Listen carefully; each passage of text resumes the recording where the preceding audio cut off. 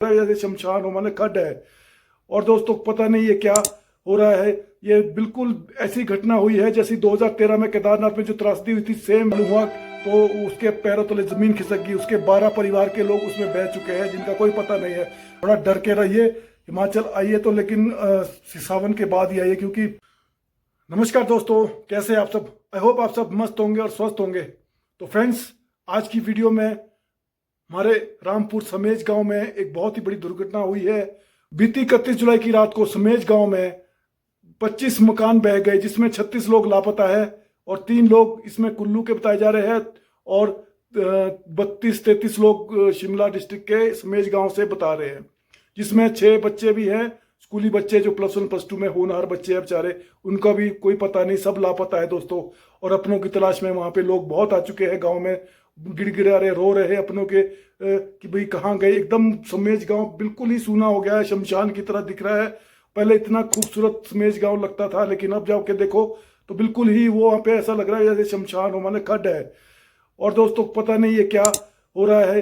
ये बिल्कुल ऐसी घटना हुई है जैसी 2013 में केदारनाथ में जो त्रासदी हुई थी, सेम वैसी ही घटना हुई है।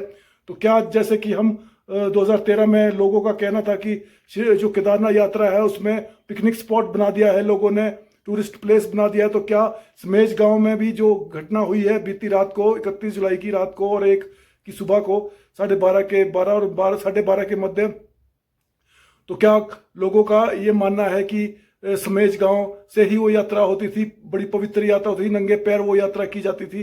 तो क्या जो श्रीखंड की यात्रा है वो भी क्या पिकनिक स्पॉट बना रहे हैं लोग, या उसे भी बिल्कुल ऐसे लोग समझ रहे हैं कि पिकनिक छुट्टी पिकनिक मनाने जाते हैं, वैसा प्रयोग कर रहे हैं। दोस्तों ये लोगों का कहना है, वहां के स्थानीय निवासी का कहना है। अब पता नहीं इसमें कितनी सच्चाई है, लेकिन बेचारे मैं तो उन लोगों का सोच रहा हूं जो इसमें बह चुके हैं। 25 घर इसमें बह चुके हैं, जिसमें 36 लोग लापता है, जिसमें से 6 बच्चे हैं, स्कूली छात्र है, +1 +2 के छात्र है, होनहार समेज गांव के सीनियर सेकेंडरी स्कूल के छात्र है, और उनका कोई पता नहीं, लापता है। एनडीआरएफ की टीमें लगी हुई है उनको ढूंढने, और 85 किलोमीटर के दायरे में रामपुर के जितने भी नदी नालों के पास सब जगह ढूंढ रहे हैं, लेकिन अभी तक कोई सफलता नहीं मिली है। भगवान से मैं ये प्रे करता हूँ कि जहां भी वो सुरक्षित हो, ऐसा चमत्कार हो, भगवान उन्हें जीवित लाए। लेकिन कह नहीं सकते कुछ, क्योंकि ये बहुत बड़ी त्रासदी है। पूरा गांव का गांव समा गया नदी में, बाढ़ जैसी आई, जैसे सेम केदारनाथ में हुआ वैसे ही उसी से मिलती जुलती घटना है दोस्तों। ये बहुत हृदय विदारक घटना है दोस्तों। इससे पूरा रामपुर, क्या हिमाचल, पूरा हिमाचल दहल उठा है। लोग हैं, हम हिमाचल वासी दहल उठे हैं ये घटना सुन के, देख के, जब हम न्यूज़ के माध्यम से देख रहे हैं। बहुत ही हृदय विदारक घटना है दोस्तों। लेकिन दिल में बहुत ऐसा हो रहा है कि क्या हो गया ये, और रातों रात कैसे एक इतना अच्छा गांव, इतना खूबसूरत गांव रातों रात कैसे उजड़ गया दोस्तों। समेज गांव कैसे सुबह शमशान खंडर में बदल चुका है, तब्दील हो चुका है दोस्तों। अब भगवान ही जाने दोस्तों कि उनका क्या होगा, कहाँ होंगे। ऐसा कोई चमत्कार हो जाए कि वो सभी सुरक्षित मिले।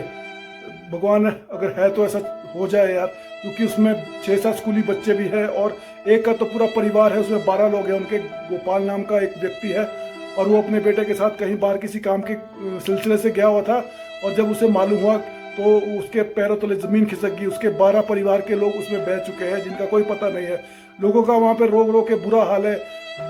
जितने भी वहाँ पे उनके रिश्तेदार हैं, लोगों के जो समेज गांव से रिलेटेड जितने भी लोगों के रिश्तेदार हैं, सारे वहाँ पे आ चुके हैं, और वो अपने रिश्तेदारों को खोज रहे हैं, ढूंढ रहे हैं, लेकिन कोई पता नहीं लग रहा है दोस्तों। क्योंकि बहुत तकड़ी त्रासदी हुई है, बहुत ज़्यादा।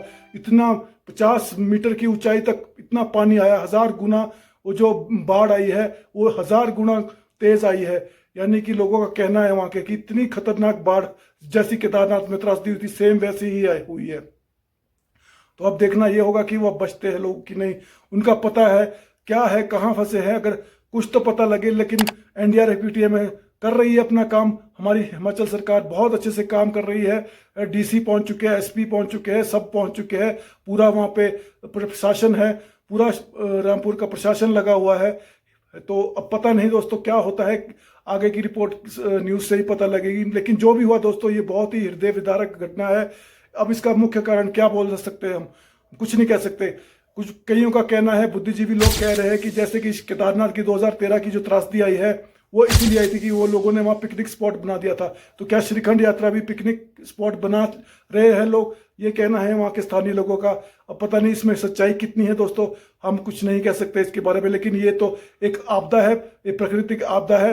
अगर आप प्रकृति से छेड़छाड़ करोगे तो ऐसी आपदा आएंगी दोस्तों, क्योंकि पेड़ों का कटान हो रहा है, ज़्यादा बारिशें, इसी वजह से कहीं सूखा हो रहा है, कहीं ज़्यादा बारिशें हो रही है, पेड़ों का कटान हो रहा है। पता नहीं दोस्तों, ग्लोबल वार्मिंग का इफेक्ट भी हो सकता है, कुछ भी हो सकता है, इसमें साइंटिस्ट कुछ बोल रहे हैं और जो हमारे स्थानीय बुजुर्ग हैं, स्थानीय लोग हैं, वो कुछ और बोल रहे हैं।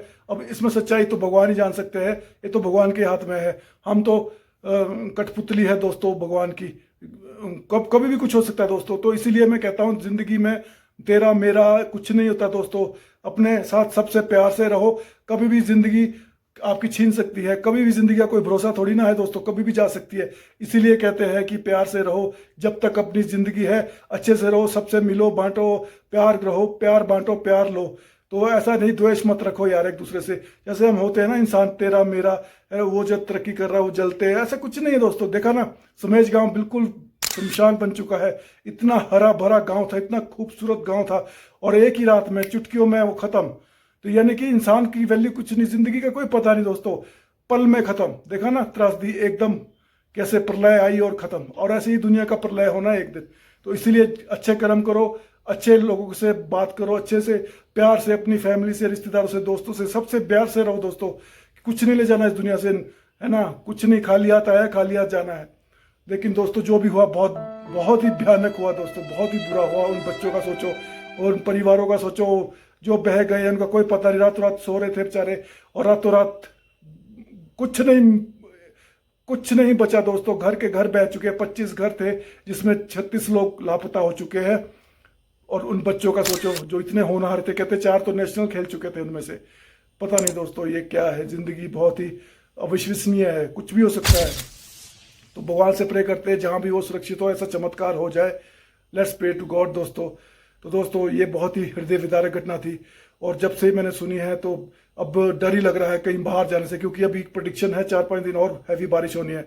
तो मैं सभी से बोलता हूं कि अपने घरों में रहो, नदी नालों के पास बिल्कुल मत जाओ, कभी भी कुछ भी हो सकता है। विदिन 5 सेकंड, जैसे लोनावला मुंबई में कैसी घटना हुई थी, बेचारे वो 5-6 लोग देखे कैसे वो एकदम नदी उनको बहा लेगी। तो ये रौद्र रूप है दोस्तों। हिमाचल है तो देखने में बहुत खूबसूरत, लेकिन जब ये रौद्र रूप दिखाता है तो इससे भयानक कोई और चीज कुछ नहीं हो सकती, है ना।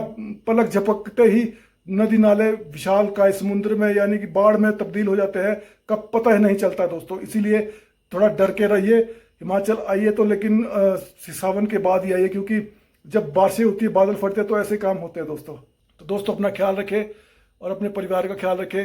हो सके तो बारिशों में घर में ही रहे, ज़्यादा से ज़्यादा सेफ रहे, और अपनी तरफ से दोस्तों सेफ रहना चाहिए, बाकी तो ऊपर वाले के हाथ में है दोस्तों। तो दोस्तों बस आज का व्लॉग मैं एंड करता हूँ, बहुत ही दुखद घटना है दोस्तों।